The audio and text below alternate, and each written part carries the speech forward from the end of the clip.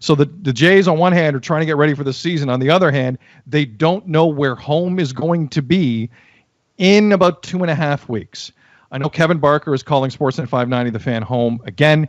He will be on the radio call of intra-squad game 1 and 2 tomorrow night and Wednesday night. You can listen to it on The Fan. You can watch it on Sportsnet. Live baseball. It's going to be fun. He is one of our favorites. Kevin Barker joining us here on the line. Barks!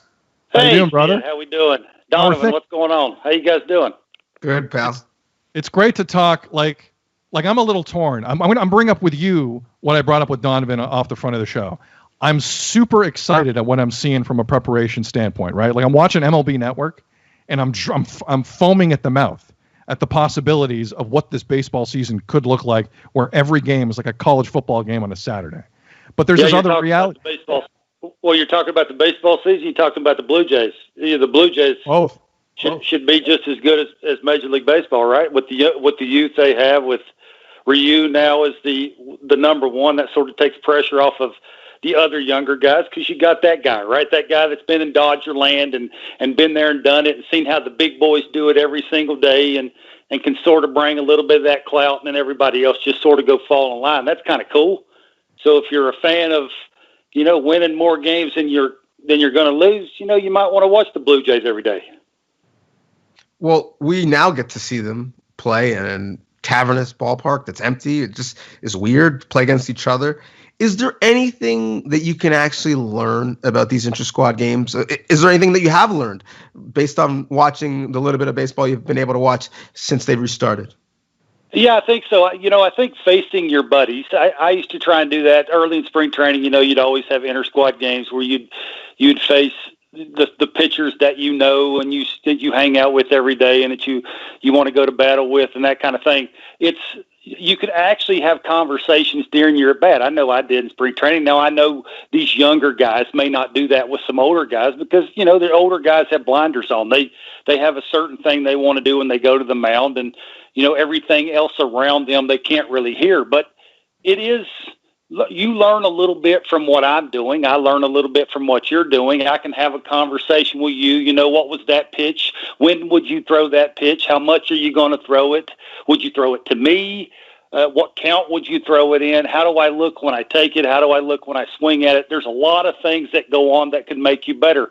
Listen, Major League Baseball, when I played, it's totally different than when they're playing now. It's hard. Everything, for the most part, you'll find those guys that like to pitch back. Ryu, he's one of those guys, right? That'll pitch backwards. He reads bats very well. He changes speeds. He tries to get you to chase. Well, he's far and few between. It's a lot of power. Here it is. See if you can hit it. And, to get ready for those kind of guys, it's a lot of get in an athletic position. Sooner I get my front foot down, I separate a little bit with my hands. I can throw my hands. I see the ball longer. The barrel of the bat, I use my eyes to direct the barrel of the bat to where I want it to go. It's that kind of thing. So you're learning every day. I think this is good for the younger guys. Now, obviously, you want to face competition, and the league knows who you are. For the most part, they're these names have been around long enough that they got a scouting report, but it's good to face a Nate Pearson and he's walking off the mound, you're walking off the field after you just faced him, and you say, hey, did you see anything that I was doing? Was I jumpy at the plate? Did it look like I was guessing? Did it look like I was laid off your fastball? Any of those things. Now, obviously, you should know some of these things, but sometimes that's what pitchers do, right? They read you. They read, are you late with your front side? Looks like you're guessing, that kind of thing. So it's all the learning experience for all these guys. And the more reps they get, no matter who they're facing, the better off they're going to be. Kevin Barker, Sportsnet 590, The Fan here on Tim and Sid again. 2 intra-squad games over the next 2 nights starting tomorrow for the Jays, Tuesday and Wednesday, live on Sportsnet, live here on Sportsnet 590, The Fan. Barks, the 2 things I want to get your take on before you leave is the Chase Anderson injury and what that means for Nate Pearson.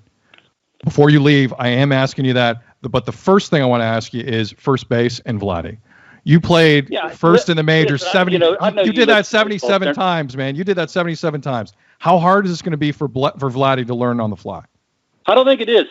I think he's athletic enough. I think he's smart enough. I think Louis Rivera, the infield coordinator, coach, whatever you want to call him, is good enough that he's going to put him in the right spots Listen, with Vladimir Guerrero Jr., it's all about hitting, right? You want him to come up at the plate and be thinking nothing but get my foot down, get athletic, drive the baseball as far as I possibly can and as hard as I possibly can, and think about nothing else. Listen, he has good feet.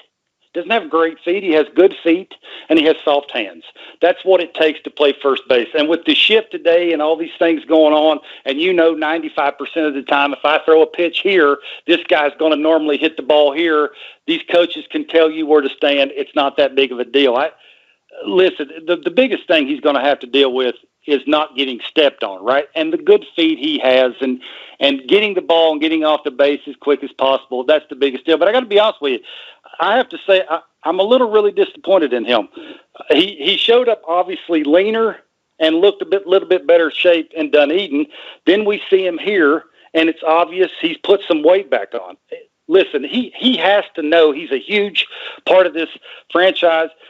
That comes with responsibility. Part of that responsibility, obviously, is showing up in shape to be able to play at your highest talent, right?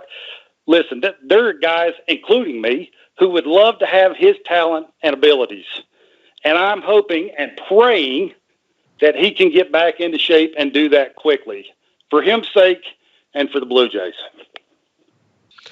Well said. That's the type of fire we're going to hear 2 to 3 on Baseball Central with yourself, Jeff Blair, starting on Monday. Glad you guys are back on the airways. And a guy who is going to be playing some third base because of that shift to first is Travis Shaw. And he had some comments on the social medias about how he was not necessarily impressed with the fact that the Jays may have to quarantine for longer than just training camp. What did you make of those comments? Well, sometimes, listen, sometimes social media is a good thing, and sometimes it's a thing that you need to step back and think about, maybe write it down before you put it on social media, maybe read it out loud and see if it makes any sense.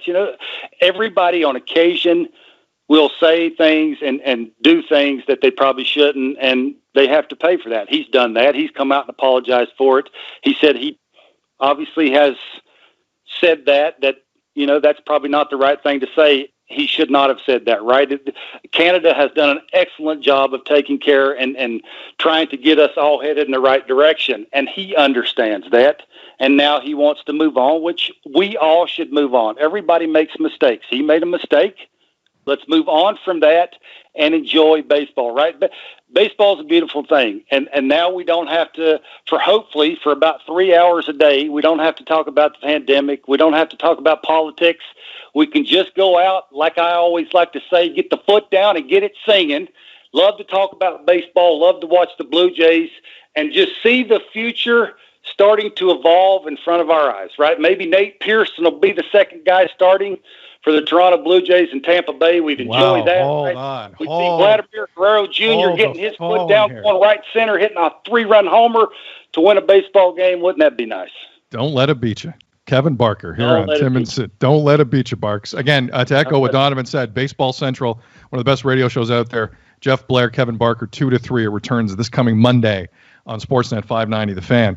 You mentioned Nate Pearson, Mr. Barker. Let's get to it. Chase Anderson, it was announced today, is probably going to miss the start of the season with the oblique injury suffered over the weekend.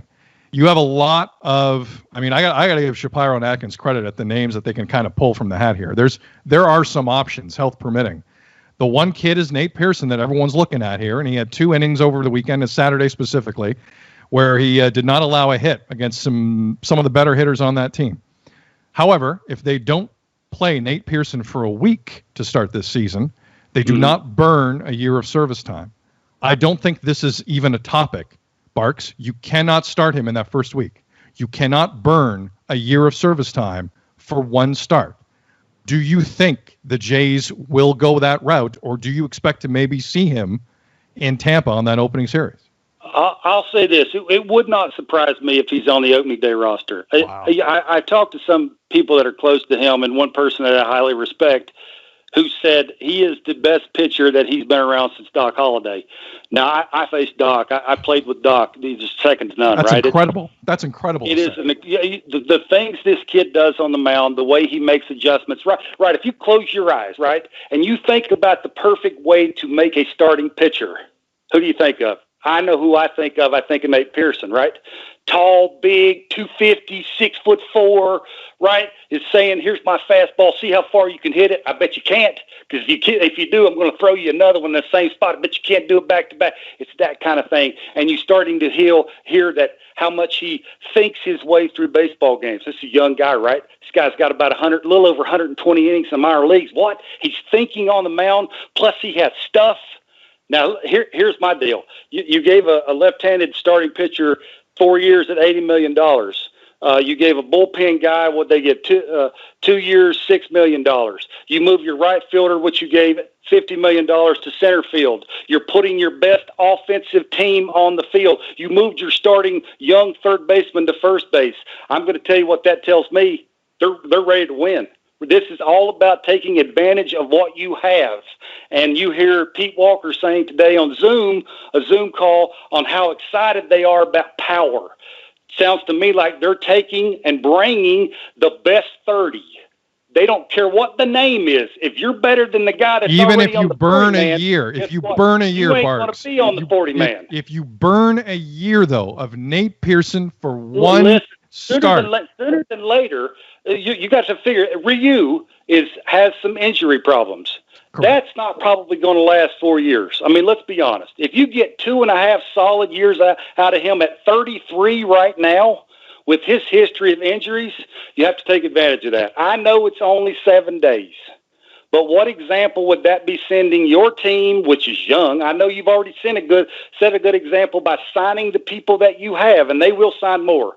You know, for me, they are an offensive stud away from going further, taking it to that next level, taking pressure off of the young guys in your order that says 2 outs with a runner on, I'll take care of it, let everybody else fall in place. They're a big hitter away from doing that. But what would it say? If you bring Nate Pearson, who is arguably the best minor league pitcher in baseball, I know it's 7 days, and I understand that extra year, but yada, yada. Is he better than the guy you got already, or is he not? If you can say he is, put him on the roster. Let's get our foot down, and let's go kick somebody's butt. It's that kind of thing, right? And that sends it through the organization. And just me from afar, it would not surprise me, because I think, knowing Mark the way I do, knowing Ross the way I do, I think they're headed that mindset, right? Now it's not all about, let's not always think about 3 or 4 years down the road. Let's think about right now. Maybe this team's ready to win right now.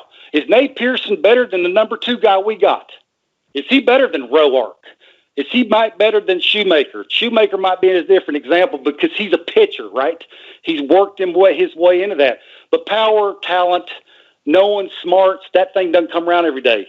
And if you got it, I say let it eat, right? You don't put a saddle on a Mustang. You go out there and let him get after it. So hopefully that's what they do. It has been a while. It has been a while since we had Kevin Barker on this show. For those who forget why, he put the saddle on this show. So you buying into that or no? You're still playing not at all. No. 7 days, and I understand what you're saying. Go ahead, Donovan. Go ahead. No, I don't. I don't understand. I mean, that one start is not going to make you better than the Yankees or the Rays. So you might as well just have the service. But in a 60-game season, right? Donovan, you have to figure you're probably on paper and experience-wise and lineup-wise, you're probably not as good as the Yankees, and you could probably maybe argue that with Tampa Bay. But you could argue that you're as good as Oakland, and you're as good as one of those teams that are fighting for a playoff spot. Maybe not to win the division, but that second playoff spot, right? That just to squeak your way in the playoffs, and you know as well as anybody, you get into the playoffs, anything can happen. I'm saying it's that game, and I'm not even saying it's about the playoffs. I'm just saying it's more about, listen, the guy's good. If you say and think he deserves, now I know it's different. He's not going to go down there and pitch any games. He's just going to basically go down there, work out, run some polls, and come back in 7 days. Okay, if that's the way you want to do it, run your organization, I'm just saying every once in a while, there's that guy. There's that person that just screams, sooner or later, you're going to have to pay me. What difference it makes if it's a year early? Barks, we got to go. We're up against it. Love you. I'll be listening tomorrow night. And by the way, I might break quarantine for chicken and dumplings. I'm not mad at that. I'm not mad at that. I'm not mad at that. Love you, man. I love it. We'll talk to you. Thanks, boys. See you, Have brother. fun. There's the one and only Kevin Barker, Baseball Central, coming back to the Fan on Monday. It's a chicken dumpling. It's a good one.